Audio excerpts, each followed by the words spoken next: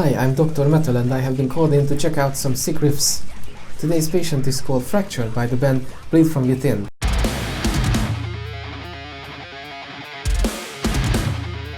Now, Bleed From Within are a band from Glasgow who started out playing deathcore with At the Gate style riffing. Their first release, Humanity, was more than passable, but it kind of got lost in a sea of bands doing similar music. After releasing their second album, 2013's Uprising, they switched over to metalcore. It had some decent cuts on it, but it still sounded like a band in search for their own sound and identity. It was the third album in number only, because the band practically started over in another genre. On their next album, 2018's Era, things were much more put together. The songwriting was focused, the rhythm section was tight, and the music had a lot of energy to it that carried over well into a live setting. It was still highly derivative.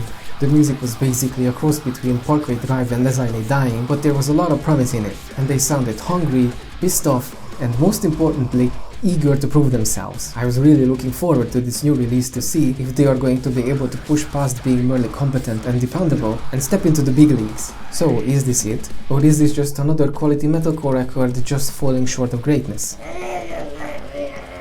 You guys don't waste your time with the silly intro and launch straight into pummeling you on first song, The End of All We Know.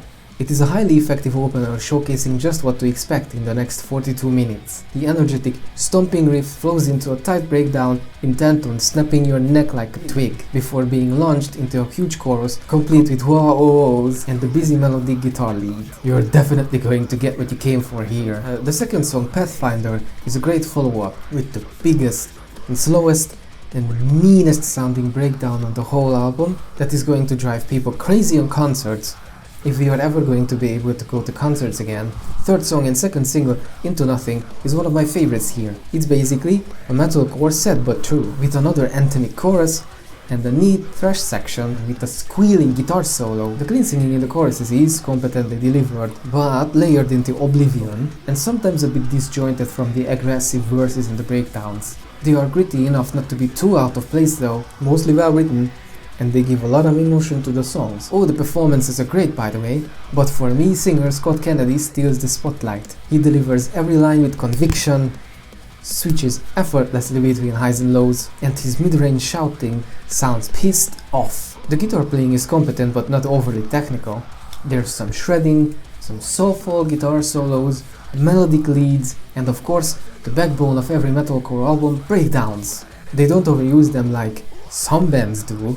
Every song has one or two, but they are well thought out and quite different from each other, so they actually earn their place. The rhythm section gives a nice groove to the proceedings, but sadly, this is another of those albums where 90% of the time you can't hear what the bass is doing. Bands, give your bass player some love. Sadly, there is a slight dip in quality after the third track.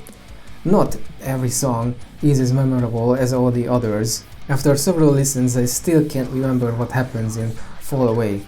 That song also showcases the problem I have with the album as a whole.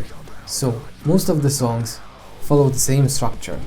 Chugging in the verse, overpronounced, anthemic chorus with a melodic lead going into a breakdown. They spice things up with minor changes to the placements of breakdowns and some atmospheric flourishes like the acoustic bridge in Night Crossing, but for me at least, the songs kind of run together. They are definitely strong on their own, some of them more than others, but this is more of a collection of songs than a proper album with an arc. This is just my personal gripe though. I don't think a lot of people are going to have a problem with this. I'm just an album person. So, is this the best album yet? Yes it is. Is this the album that's going to give them the recognition they deserve? Do they even deserve recognition? Listen, metalcore is not in a good place right now. August Burns Red seem to be stuck in a rut for good.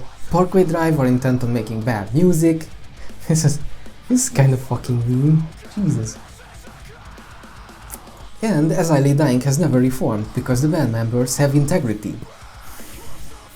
So someone has to come in to pick up the mantle and be a household name. It might as well be these guys. The throne of metalcore is empty right now, and thanks to this album, they are the most likely candidates for it. Anyway, thanks for watching. Please like and subscribe. Join me on Twitter. I'm Dr. Metal, and I still don't have an outro written, so this is to be enough.